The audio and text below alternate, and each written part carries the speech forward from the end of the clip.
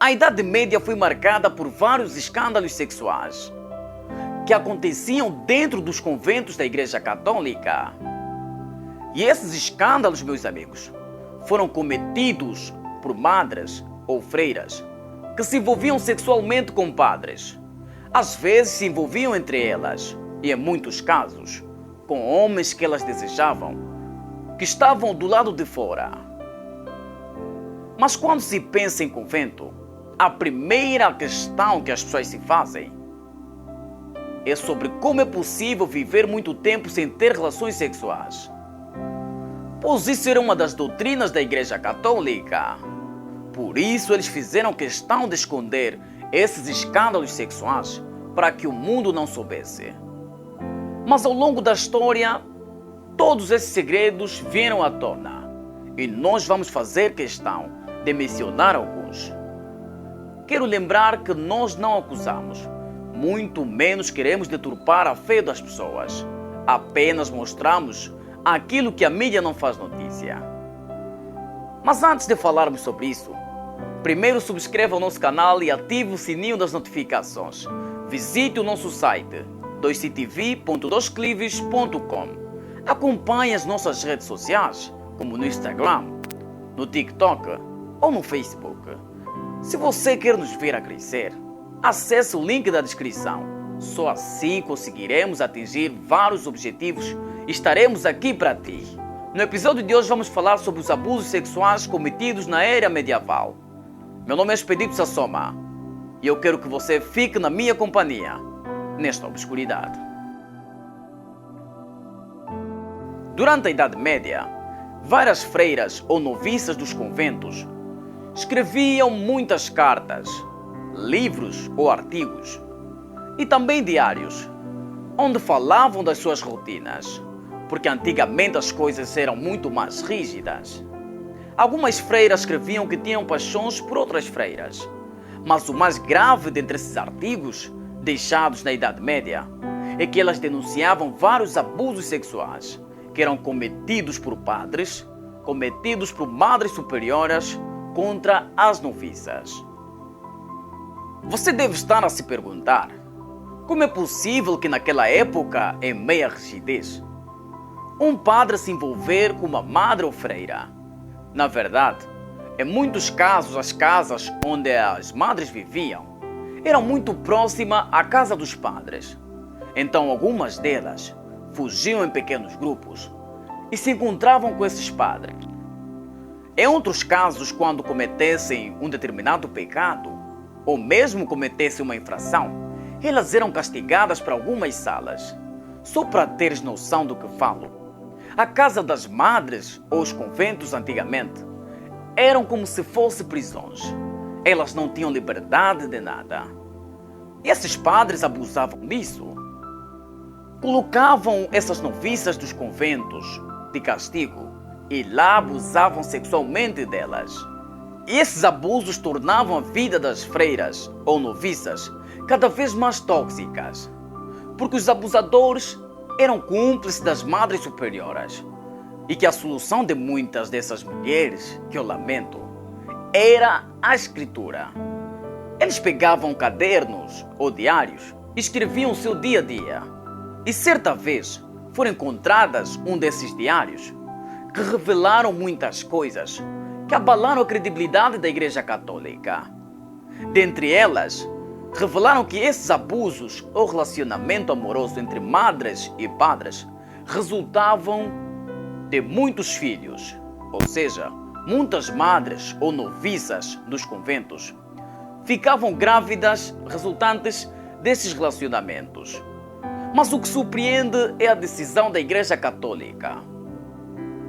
Ao se aperceber disso, vários líderes religiosos da Igreja Católica decidiram criar um túnel para que ninguém mais se apercebesse desses escândalos sexuais. Esses túneis davam acesso a um lugar secreto, onde as mulheres eram obrigadas a abortar. E quando a gravidez já está ultrapassada, eles não tinham nada a fazer senão deixar a criança viver. E essas crianças eram encaminhadas para orfanatos E essas freiras ou noviças, em muitos casos, eram adolescentes, outras que eram mais velhas. Depois de dar à luz ou de cometer aborto, muitas delas eram castigadas, isoladas da cidade. Faziam trabalhos forçados, outras ficavam horas e horas durante muitos anos só orando. Infelizmente, essa é a Idade Média, meu caro. Mas dizem que onde há guerra, existe o amor. Esses casos amorosos entre padres e madres resultavam em grandes aventuras. Muitas delas conseguiam fugir desse regime católico. Tudo para salvar o seu filho ou o amor da sua vida, que era um padre, meus amigos. Mas quando fossem encontrados, o castigo era muito severo. Eles eram queimados em praça pública, chicoteados, expulsos da Igreja Católica. Ser expulso da Igreja Católica na época é como ser excluído da sociedade. Como se tivesses, por exemplo, lepra. Era exatamente isso, meus amigos. Mas vocês devem estar a se questionar: por que alguém entra livremente para o convento e ainda assim comete essas práticas que a Igreja condena? Na verdade, meus amigos, na Idade Média, as mulheres não tinham muitas escolhas.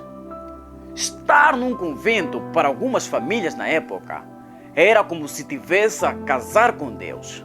Mas só para teres ideia, durante a Idade Média, a Igreja Católica liderava o mundo. Com a sua sede em Roma, ser católico era quase a única opção de todos, pois várias decisões tomadas por reis ou governantes sofriam grande influência da Igreja. E quem não fosse católico sofria grandes consequências. Famílias com filhas no convento eram consideradas como superiores às outras, quer seja espiritualmente, financeiramente ou socialmente, porque tinham privilégios em negócios, fora que todos respeitavam essas famílias. Por isso muitas famílias levavam suas filhas para o convento. Mas a maior parte dessas jovens eram aquelas sobre o qual os pais não conseguiam educar. E naquela época, as coisas eram muito mais duras. Algumas famílias, com tradição muito mais religiosa, colocavam suas filhas a partir dos 6 anos. E essas filhas, meus amigos, infelizmente, eram abusadas sexualmente por padres católicos. Para os pais dessas crianças, só para teres ideia, era como se fosse uma exibição ver o seu filho ou filha com esses padres ou freiras.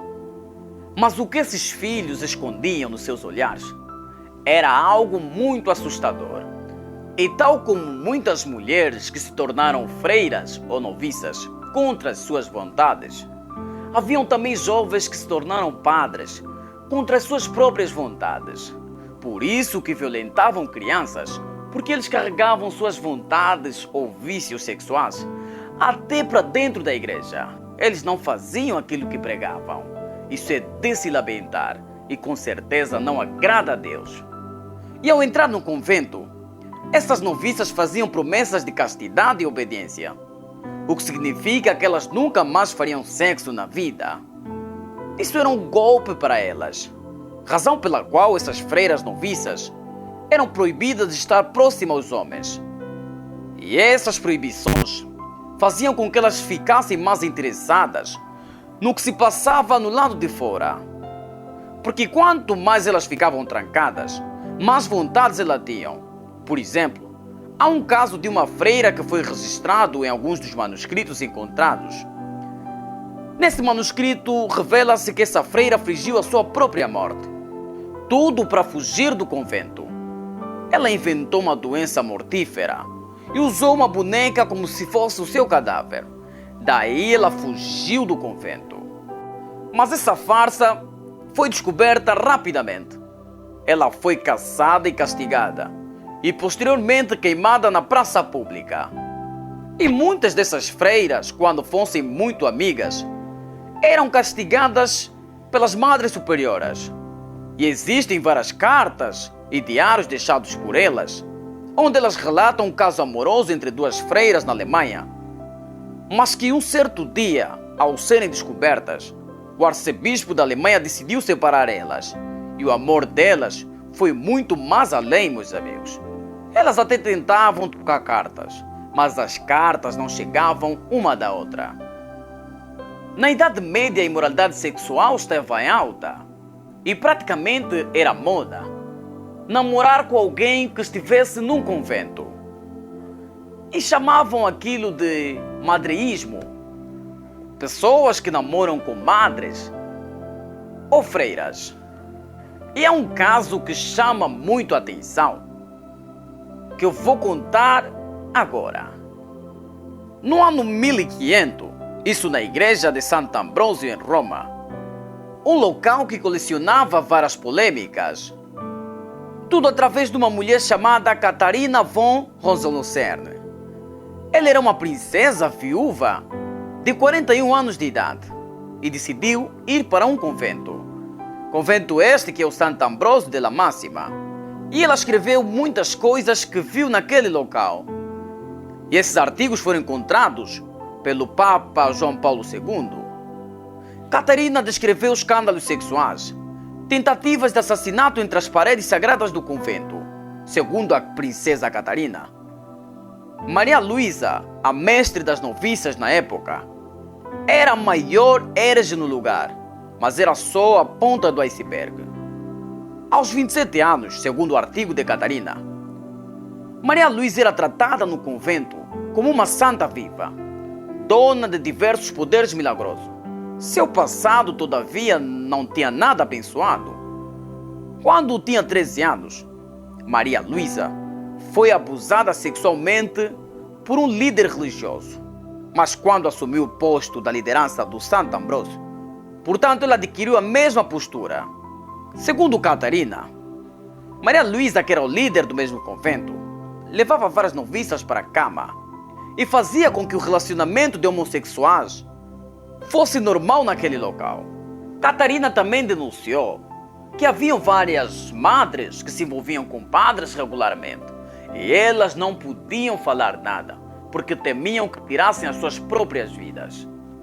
Muitas dessas noviças ou freiras, vítimas do homossexualismo, dos abusos sexuais dos padres ou dos abusos sexuais das madres superiores, aquelas também que são vítimas das famílias que, para o interesse próprio, colocavam ou sacrificavam a infância e a adolescência das suas filhas para estarem no convento, sofreram algumas consequências. Dentre elas, essas vítimas, em muitos casos, preferiam o suicídio do que submeter-se a essas práticas. Inclusive o Papa atual, que é o Francisco, já admitiu que na Igreja Católica, ao longo dos séculos, vários líderes religiosos faziam com que freiras e noviças fossem suas escravas sexuais. Será que essas práticas continuam até hoje? Deixe o seu comentário e não pare de nos seguir. Tchau, um forte abraço.